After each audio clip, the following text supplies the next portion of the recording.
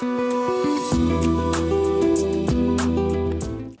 miq, jemi rikthyer në ritmet e kësaj këngët vërtet të bukur dhe sigurisht pak nostalgjike për të kthyer disa vite në kohë. Megjithatë ne do të flasim për një çështje shumë të rëndësishme që ka të bëjë me që prek pothuajse të gjithë ata njerëz që janë në marrëdhënie pune. Është fjala për kodin e punës, ndryshimet që janë tashmë në fuqi që prej muajit të shkuar, të cilat të synojnë të rregullojnë ne besojmë se do të rregullojnë pak më mirë marrëdhëniet mes punëdhënësit dhe punëmarrësit. Dhe mos për këta të fundit, të cilët janë gjithmonë më të ndëshkuar, kanë qenë më të ndëshkuar në të gjitha ato marrëdhënie kontraktuale apo edhe në bazë të kodeve që ka pasur për punën në Shqipëri. Ne diskutojmë me një njohëse shumë mirë të këtyre ndryshimeve, por edhe të atyre efekteve që pritet jap dhe mënyrën se si ballafaqohemi, sigurisht duke u bazuar në kodin e punës, kur jemi punëmarrës me punëdhënësin dhe Ana Sjellta është Viola Godo, avokate e cila do të jetë me ne për të na shpjeguar diçka më shumë. Mirësere Viola, faleminderit. Mirëmëngjesi, mirësi u gjeja dhe faleminderit sërish për ftesën. Ishte gjithmonë kënaqësi në fakt flasim për këto sepse janë çështje që interesojnë shumë publikut. Po nëse e shpjegojmë pak në përgjithësi, çfarë është ndryshuar, çfarë ndryshimesh ka dhe çfarë risish sjell kodi i rregulluar i punës? Po, sigurisht mendoj dhe unë që është një temë shumë interesante dhe besoj se prek një gamë të gjerë dëgjuesish nga momenti që po flasim për një diçka shumë të rëndësishme siç është raporti i punës. Pasi të gjithë çohemi në mëngjes dhe përfundojmë ditën tonë duke qenë të angazhuar në një punë. Atëherë, kodi, le të themi ndryshimet që u bën në kodin e punës janë ndryshime që nga ana legjislative janë miratuar me ligj në dhjetor të 2015-s. Ndërsa legjislatori dha mundësinë për t'ju përshtatur këtyre ndryshimeve futjes në fuqi të ligjit në qershor të 2016-s. Në 23 qershor, pra të këtij viti, këto ndryshime kanë hyrë fuqi dhe nga ky moment e mbrapa, domethënë çdo gjë do të zbatohet në përputhje me ndryshimet e reja që u bën kodit të punës. Këto ndryshime besoj nga ana ime si juriste, gjykoj se kanë qenë të domosdoshme, sepse duke ju përshtatur atyre që janë direktivat evropiane drejt cilave mundohemi çdo ditë që të integrohemi dhe të afrohemi në perspektivën e antarësimit në BE, ishin të domosdoshme për të ndryshuar dhe për të fuqizuar disa pozita të punëmarrësve. Sepse qëllimi kryesor kur hartohen këto politika legjislative është mbrojtja e punëmarrësve si fasha më e dobët dhe që ka më nevojë për të tuteluar në një raport pune. Këto ndryshime shkojnë në favor të punëmarrësve? Po, le themi që shumica e ndryshimeve që janë bërë në kodin e punës, duke prekur dispozita të ndryshme të kodit punës, duke filluar nga dispozitat e përgjithshme që janë siguria në punë, rregullimi i raportit punës, dhe deri në ato dispozita specifike që rregullojnë pastaj raportin e punës në vazhdimsinë e tij. Duke filluar për shembull, element i ri që nuk kishte më parë është Agjencia e Përkohshme e Punësimit. Agjencia e Përkohshme të Punësimit, le themi, njihet tani në kodin e punës si një agjenci, si një ndërmjetës që është midis punëmarrësit dhe punëdhënësit, duke për të incentivuar dhe për të nxitur punësimin. Dhe është një agent i tretë, pra një palë tretë, agenti i cili po quajmë një zyrë pune, po pak më e gjerë në funksionin e saj dhe në mes të dy. Që tashmë është rregulluar, e cila jep mundësinë të rregullojë raportin midis punëdhënësit dhe punëmarrësit. Përsa i përket anës më specifike, le të themi tashmë kontratat e punës, dhe këtë dua ta theksoj sepse i referohem shumë edhe anës praktike që ne prekim çdo ditë në këtë fushë, është kontrata e punës. Unë për gjithë ata që na dëgjojnë, e di që shpeshherë është e vështirë të pretendosh nga një punëdhënës që të t'jap kontratën e punës, se vëmë re që kur përfundojmë në konflikte gjyqësore, me zor arrim të marrim edhe dokumentacionin që është e drejta parsorë e punëmarrësit. Kur quhet një kontratë, se gjithmonë ka shumë abuzim në këtë pjesë, kur quhet një kontratë e rregullt pune, pra kush janë parametrat që bën një kontratë mes punëmarrësit dhe punëdhënësit që ta bëj, pra që nesër kur të shkosh në gjykatë, por mos shkoj askush në gjykatë për çështje. E para do t'ju them që gjëja le të themi që çiksa e prapambetur, mund ta quaj primitive në kodin e vjetër të punës, ishte fakti që kontrata e punës mund të lidhet dhe gojarisht. Kuptojmë? Do të thënë, një kontratë punë e lidhur gojarisht lën hapësirë për abuzim sa të duash. Dhe Në ndryshimet e reja, tashmë është taksative që nuk ka më kontrata gojarisht. Në momentin që punëdhënësi punëson një punëmarrës, duhet lidhi një kontrat me shkrim. Dhe kjo është e rëndësishme. Pra dhe këtë e theksoj për gjithë ata, është shumë e rëndësishme të dish të drejta dhe detyrimet e tua. Dhe nëse ti nuk merr këtë kontrat në dorë dhe të lexosh se ku janë të drejta dhe ku janë detyrimet, është ABC-ja në çdo raport. Kështu që të paktën këtu kanë vënë gishtin dhe kanë thënë tashmë, në momentin që punësohesh, ti duhet kesh kontratën tënde me shkrim. Që kjo kontratë konsiderohet e lishme, pa dyshim, si gjithë kontratat pastaj, në kjo më specifike sepse prek raportin e punës dhe i referohet dhe rregullohet sipas kodit punës, përveç formës dhe elementeve bazik të një kontrate që janë të specifikohen mirë dhe të identifikohen palët në kontratë, që është aja një kontrate, duhet të qartësohet shumë mirë kush janë detyrat që duhet kry punëmarrësi dhe kjo ka shumë rëndësi sepse kur shkojmë pastaj në konflikte gjyqësore është shumë kollaj pastaj të vesh gishtin dhe të thush kisha faj, u bë kjo, s'u bë kjo, në momentin që nuk përcaktohet mirë se kush janë detyrat të cilat punëdhënësi të ngarkon ty. Pavarësisht se gjatë raportit punës dhe gjatë ditës punës të gjithë e dim që përveç atyre që janë detyrat kryesore gjithmonë mundohet të bëhet dhe diçka më shumë, po të paktën ato që janë detyrat themelore për të cilat ti je punësuar, duhet jenë të qartësuara shumë mirë në kontratën e punës, në mënyrë që kur të lindin konfliktet, mos ketë pastaj që këtë duhet ta bëje, nuk e ke bërë me faj, e ke bërë pa faj. Kjo do ndihmonte shumë në atë që do vinte më mbrapa. Pra janë detyrat e punëmarrësit, është afati, në një kontratë pune ka shumë rëndësi afati. Le të themi që në Shqipëri, paktën deri tani, për sa i përket afatit, janë aplikuar lehtësisht si kontratat e punës me afat, si kontratat e punës pa afat, dhe nuk ka vënë njëri gishtin që të rritë thot, po pse e bëre me afat, po pse e bëre pa afat. Dhe nuk është cënuar punëdhënësi për këtë lloj përcaktimi, ndërsa tani e kanë shtrënguar, le të themi, duke i dhënë predispozicion kontratave të punës me pa afat, pa afat, pra që punëmarrësit ketë një lloj garancie që raporti i punës do të jetë sa më i gjatë jetë i mundshëm, me përjashtim të rasteve pastaj kur si për faj, si pa faj, raporti përcaktohen në kontratë pastaj. Por tani të paktën kërkon që në momentin që ti e lidh kontratën e punës me afat, sa i nuk mund të përjashtoj dhe lidhjen me afat, se varet nga lloji punës, duhet ta justifikosh dhe ta motivosh mirë arsyeën sepse ti këtë kontratë pune don ta lidhësh me afat.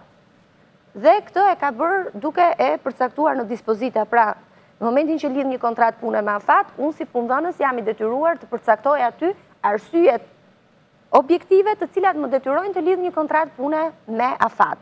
Dhe kjo është gjithmonë një mbrojtje që jepet punëmarrësit. Dhe është shumë pozitive. Plus pastaj që ka ndryshime të rëndësishme, le të themi gjithmonë duke u parë në çik nga direktivat evropiane në ato që janë pushimet e ndërmjetme gjatë orarit punës, pra mundësia që punëmarrësi të ketë 20 minutë pushim nëse do punoj 8 orë në ditë pa ndërprerje, pra që është orari me kohë të plotë. Dhe bas 3 orëve të para të punës, 3-4 orëve të para të punës, ka i lindje drejta për 20 minuta pushim. I them këto gjëra sepse nga ana praktike në përgjithësi edhe plotësohet sepse është ajo pauza, por janë të gjithë element tani që duhet pasqyrohen në kontratën e punës. Dhe punëdhënësi, që është ai që e harton, ka detyrimin që këto të drejta të punëmarrësit ti pasqyroj të gjitha në kontratën e punës. Edhe një gjë që ka ndryshuar në favor të punëmarrësit është edhe orari, kohëzgjatja e orëve shtesë. Dhe tashmë e kemi ulur, ka qenë 50, dikur ka qenë 50 orë koha maksimale e punës në javë, është bërë 48 orë dhe gjithsesi në total në një vit kalendarik nuk mund të bëhen më shumë se 200 orë punë shtesë. Pra është taksative dhe ky edhe në rast se paguan. Do të paguan ato, sepse ky është problemi. Jo, ato janë të detyrueshme. Deri tani punët orari shtesë në Shqipëri dhe nuk du ta pret të them se kush e di ato që na dëgjojnë e sigurt që thonë të gjithë bëjmë orë shtesë, të gjithë kemi bërë orë shtesë dhe vazhdojmë të bëjmë orë shtesë dhe plaga më e madhe orëve shtesë është pikërisht fakti që ligji parashikon që mund bësh orë shtesë duhen paguar më shumë, 25% më shumë se ora normale e punës dhe plaga është që këto orët shtesë të kërkohen, i bën sepse duhet mbash vendin e punës, por fatkeqësisht nuk paguhen dhe këtu le të themi duhet ketë çik edhe shteti më kontroll, më ndërhyrje, sepse nuk është e drejtë që unë të punoj, se jemi në një sistem kapitalist dhe kush punon duhet paguhet, jo të punosh dhe të merret për e mirëqëllë se duhet mbash vendin e punës dhe ato orët shtesë konsiderohen lëvdata dhe komplimenta se sa të konvertohen në vlera monetare. Dhe është problem, është problem. Dhe kush më dëgjon me siguri e di që orët shtesë janë edhe të mbrohen me ligj, janë një histori vete dhe është shumë vështirë t'i kërkosh. Ndryshime tjera? Ndryshime tjera patjetër. Ka shumë, po themi këto janë më... Ka ndryshime për sa i përket mbrojtjes së gruas, ka shumë ndryshime. Çfarë konkretisht, sepse kjo është shumë e rëndësishme, sepse... Atëherë, gruaja në raportin e punës njerë shihet në aspekti i parë që shihet është barazia gjinore. Pra duhet të mos të ketë diskriminime dhe të shpërblimi midis gruas dhe burrit duhet jetë i njëjtë, sepse kjo është një temë që është diskutuar gjithmonë, jo vetëm në Shqipëri, se Shqipëria... Fakt se kam kuptuar kur këtë, pse për të njëjtën punë... Nuk e dim, shpesh, domethënë ka shumë studime, ka shumë kërkime që shohin dhe rezulton që burrat paguhen më shumë se gratë. Ndoshta për të njëjtat, flasim gjithmonë për të njëjtat vende pune. Është ky lloj ndodhe e kundërta nga herë Viola, po s'ka gjë. Normalisht, ndoshta mund ndodhe ajo që gruaja të ketë më shumë vështira në prezantim ose në raportim se sa një burr. Por edhe jashtë, domethënë, është konstatuar që burrat paguhen. Tani neve gjejmë një dispozit që rregullon barazinë në shpërblim, midis, domethënë, të fiksohet kjo barazi. Sigurisht gruaja shihet dhe në kontekstin e gruas si nën, dhe për këtë arsye ka shumë dispozita mbrojtëse në favor të gruas, për sa i përket gruas si nën, ka qenë klasikja 40 ditë leja e lindjes, e detyrueshme, tani e kanë bërë 63 ditë, pra janë 63 ditë pas lindjes që gruaja ka të drejtë të plot e paguar 100% të rrinë në shtëpi, nuk mund të kthehet në punë. Pra, 2 muaj e pak ditë. Po, është për gati 2 muaj e pak ditë, nga 40 ditë që ka qenë klasikja. Ka të drejtën e pauzave gjatë orarit punës kur ka fëmijë me gjë, pra ka të drejtën e 2 orëve të shkëputet dhe ka 2 orë të pagueshme, ka shumë rëndësi. Po patjetër se në kohë tashmë janë rregulluar ato leje që janë të pagueshme dhe ato leje që ti ke të drejtë i marrësh dhe punëdhënësi duhet të t'i jap, por që i merr pa të drejtë page. Po, patjetër. Por është e drejta jote, domethënë, të bësh pushim pa u paguar, por ndërkohë vendin e punës e ke aty dhe të ruhet. Dhe tek figura e gruas si nën ka shumë lehtësira për të mundësuar rritjen e fëmisë. Shumë. Ka qenë edhe një se në atë kohë kur u fol për ndryshime ishte në çik si batut që babai të bënte gjithashtu lejen e lindjes. Sigurisht që tashmë edhe babai edhe nëna kanë të drejtat barabarta për të marrë leje për kujdesin e fëmijëve, por për shembull ajo që është rritja... Njëri, jo të dy prandaj. Po. O njëri o tjetri, mund t'i marrë o gruaja o burri. Rritja për shembull është që në rastin e vlerësimeve, sepse kur flitet për fëmijën me gjë kuptohet që nuk mund ta bëj babai. Normal. Nuk mund ta bëj babai atë funksion. Do të bëni ndryshime biologjike pastaj. Ato do t'i shohim, nuk e di. Do t'i shohin ato që do vinë pas nesh, nuk do jemi këtu besoj. Derisa të arrijmë ato ndryshime shkencore. Por në rastin e fëmijëve të vlerësuar, për shembull, kanë të drejtat barabarta si babai, si nëna për të marrë këto leje që njihen për rritjen e fëmisë mitur. Pra mund t'i kërkojë dhe t'i pretendojë si babai, si nëna. Nuk është më që është vetëm figura nën, e cila kërkon të leje për rritjen e fëmijëve, sidomos kur janë fëmijët e mitur që kanë shumë nevojë dhe është ajo faza më delikate e rritjes. Dhe këtu është përcu goxha edhe kjo pjesë e fëmisë. Duke parë dhe ndryshimet shoqërore, është fut dhe edhe një nen i ri që rregullon telepunën. Është normale sepse tashmë informatika e ka shumë mundësi hapësira punësimit kësaj natyre. Është rregulluar me një dispozit veçantë edhe telepuna, është rregulluar shumë edhe puna në shtëpi, do të thënë janë gjithë aspekte të reja, nëpërmjet kompjuterit, nëpërmjet telefonit, nëpërmjet të bësh punën, ku paktën tani ligji të jep një mbrojtje, ti mund të rish në shtëpi, të punosh dhe ketë njëjtën mbrojtje që i ofrohet edhe atij personi që shkon në zyrë dhe punon ose në vendin e tij të punës dhe kryen orët e tij pranë selisë së punëdhënësit. Njëjtën mbrojtje ligjore tani jepet edhe personave që kanë mundësinë për llojin e punës, aktivitetit që i ofrohet nga punëdhënësi, ta kryejnë këtë punë në shtëpi me të njëjtat të drejta dhe detyrime siç i njihen punëmarrësve që e kryen punën në vendin e punës. Pra, le të themi, po ta shohim në kuadër të përgjithshëm, janë ndryshime pozitive që vërtet mbrojnë punëmarrësin. Mbrojnë punëmarrësin kryesisht. Sepse punëdhënësi, le të themi, është i mbrojtur nga vetë pozicioni që ka. Sigurisht. E ka edhe gurin edhe arën, themi në një Po, farë. po, e ka edhe gurin edhe arën, kështu që ka një lloj mbrojtje për vetë mënyrën se si, se është ai që e menaxhon raportin dhe është ai që ofron vendin e punës, kështu që nga ky moment është ai që kontrollon, është ai që survejon dhe punëmarrësi duhet i përshtatet direktivave. Problemi është se ne, Viola, besoj se edhe në punën tuaj të përditshme e keni kuptuar që ne nuk kemi problem ligjet, ne kemi problem zbatimin e ligjeve.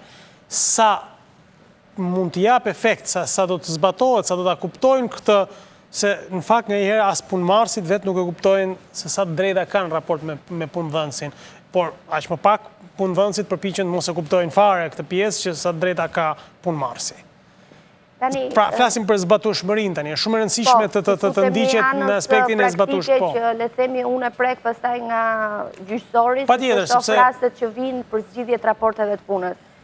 Atëherë, ajo që unë vëre, domethënë nga ana praktike personalisht unë, është që në përgjithësi të gjitha kontratat e punës përfundojnë me një formulë standarde, që është zgjidhje me njëhershme për shkaqe të paarsyeshme. Ky është formulimi klasik që bëhet a duhet të ekzistojë kjo? Zgjidhet raporti i punës. Arsye të paarsyeshme. Dhe e bukura e kësaj është që vërtet, domethënë shef raporte pune që përfundojnë me për ta banalizuar me një buton. Domethënë nga sot nesër personi gjendet pa punë. Dhe kjo është zgjidhja menjëhershme dhe pastaj le t'i futemi shkaqeve. Kjo është drama më e madhe që ka punëmarrësi. Dhe kjo është drama më e madhe, sepse të gjendesh nga sot nesër pa punë, dihet që do marrësh një dëmshpërblim në fund qoftë se çdo gjë shkon mirë nga ana e procesit gjyqësor, po tek e fundit i ke humbur punën dhe ke një stres shumë të madh që unë them ai është dëmshpërblimi më i madh. Pyetje tjetër, a vlen pastaj të përballësh gjyqësor se edhe atje shpenzime janë, pra për të zgjidhur një kontratë pune që në fundit me shumë mundësi edhe nuk mund ta. Tani, duke folur gjithmonë me gjërat pozitive, faktën që i gjykoj unë forcuese të këtij ndryshimi ligjor dhe që i kam prek në praktikë dhe gjithmonë realisht, personalisht, i kam kontestu, flasin për shumë për raportin e punës për raportin e punës pa afat. Dhe, kur ke një raport pune pa afat, në përgjithësi, punëmarrësi ndjen një lloj sigurie. Se duhet kuptojmë që puna është jeta. Puna është vërtet jeta dhe në funksion të punës ti organizon jetën tënde. Ti planifikon shpenzimet e jetës tënde. Pra është jetike, nuk është diçka luksi. Dhe kur ti je në një kontratë pune pa afat, normalisht ti planifikon. Sepse thu, unë jam në këtë punë, jam pa afat, pra kam siguru një vend pune tashmë, kam këtë rrobë, jam pa afat, pra nuk jam në një situatë që them nesër mund t'iki, kështu funksionon në gjithë botën. Tani kur bën gabime trashanike ose faje të rënda, kuptohet që ti atë vend punës se mban më, por një njeri normal, me një kujdes normal, që i dedikohet punës vet, le të themi mund të fillojnë atë punë dhe të vazhdoj për shumë vite, apo jo? Paktën jashtë rëndom të si që një njeri që është i Zotit dhe i bën hizmetin punës, ta vazhdoj. Në Shqipëri ndodh që edhe këto kontratat e punës, pa afat, që t'jem e qartë, zgjidhen. Këtë pa afat. Gjithashtu. Zgjidhen. Dhe ç'a ndodh? Dhe deri dje kishim dhe një vendim të gjykatës lartë që thoshte që kontrata e punës pa afat zgjidhet me njoftim paraprap. Patjetër. Pra ti mjoftohem unë 1 muaj, 2 muaj, 3 muaj në funksion të kozgjatjes raportit punës dhe kjo kishe ti arsye si punëdhënës, nuk kishe ti arsye ti raportin tim që unë e konsideroja pa afat, pra një siguri në jetën time, ti me një paralajmërim të thjesht 1 mujor ose 2 mujor në funksion të kozgjatjes raportit, mas zgjidhje. Dhe unë kishe dhe një interpretim gjykatës lartë që thoshte nuk ka nevojë të motivohen arsyet e zgjidhjes raportit punës.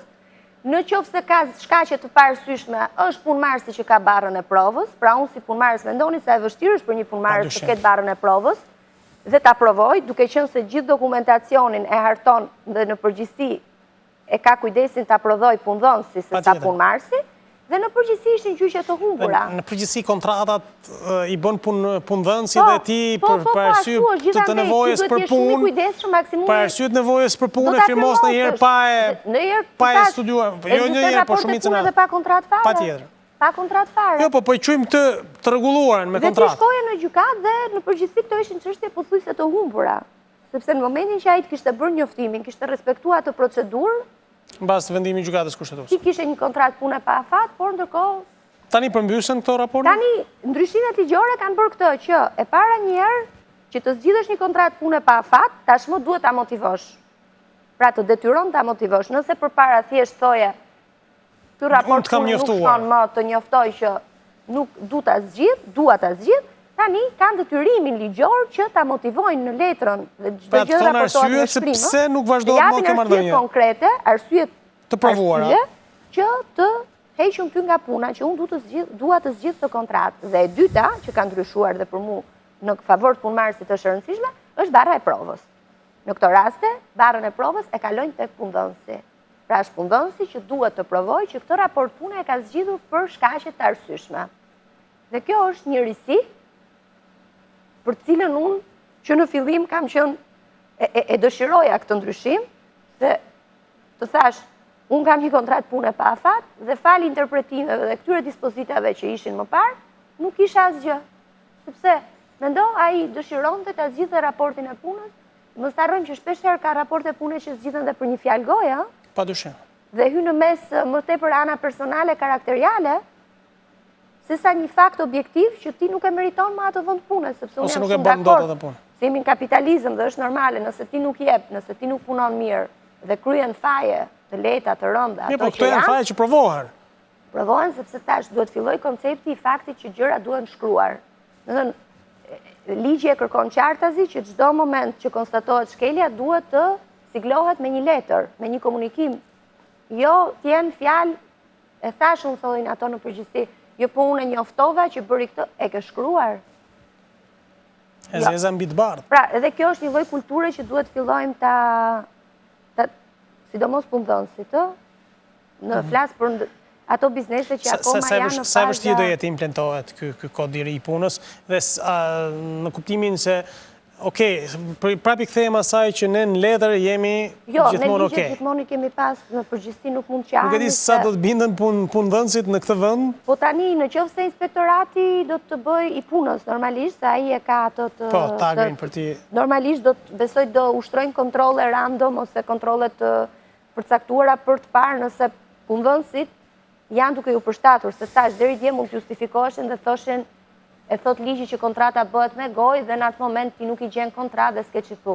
Tani që ligji thot që ti raportin e punës e bën me shkrim dhe vetëm me shkrim, e ke shumë kollaj ta kontrollosh e para a ka filluar ABC në një raporti që është kontrata. Dhe këtë kontratë e ke hartuar në përputhje me dispozitat e reja apo jo. Kështu që është më kollaj. Pastaj thash, është një kulturë që do konsolidohet me kohën dhe unë atyre që na dëgjojnë tani sugjeroj çdo gjë duhet bërë me shkrim. Jemi vetëm në muajin e parë, dhe sigurisht meriton të ketë në vëmendje edhe të institucionet, por edhe vetë njerëzve të ndërgjegjësohen, që janë të drejtat dhe detyrimet e tyre dhe nuk mund t'i marrin dhe t'ja shkalojnë, sepse thash puna është jeta dhe nëse ti s'respekton raportin ta themelor, mos prit që të respektojë ai tjetri.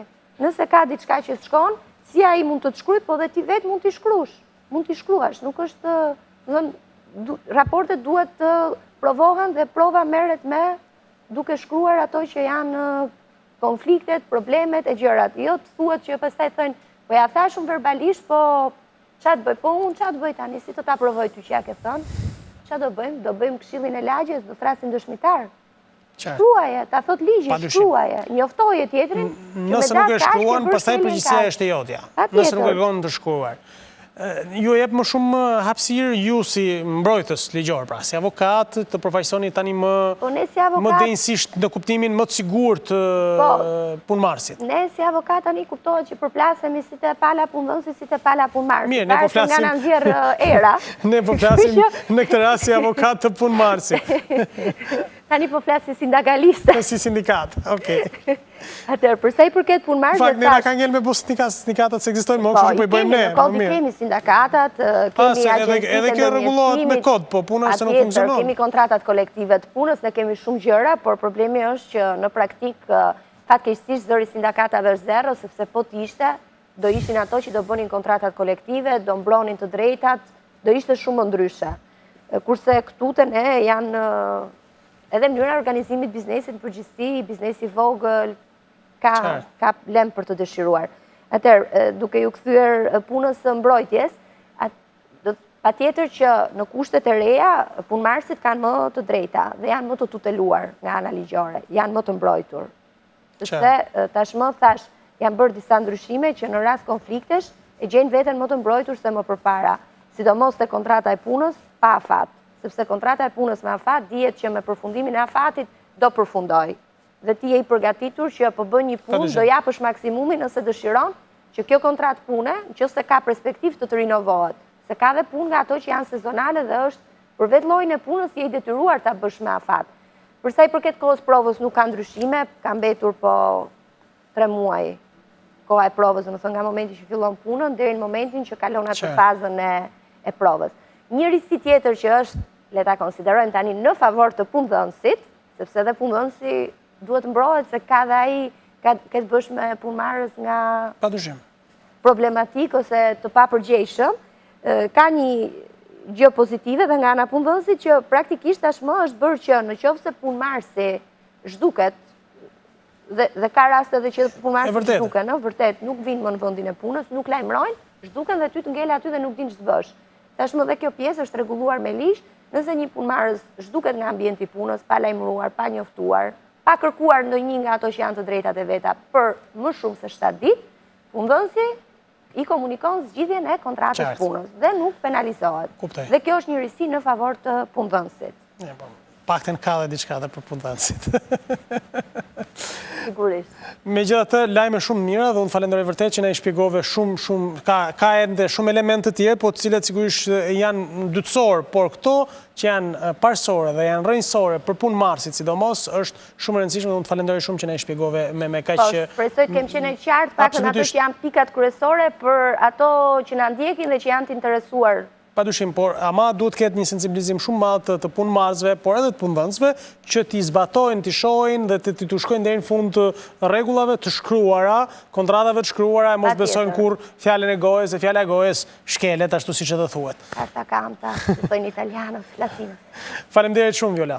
Kënaqësi dhe për mua, shpresoj të kem qenë sa më e dobishme për audiencën tonë. Faleminderit. Mirat. Miq, faleminderit, pas pak do të jemi në pjesën e fundit. Mos u largoni.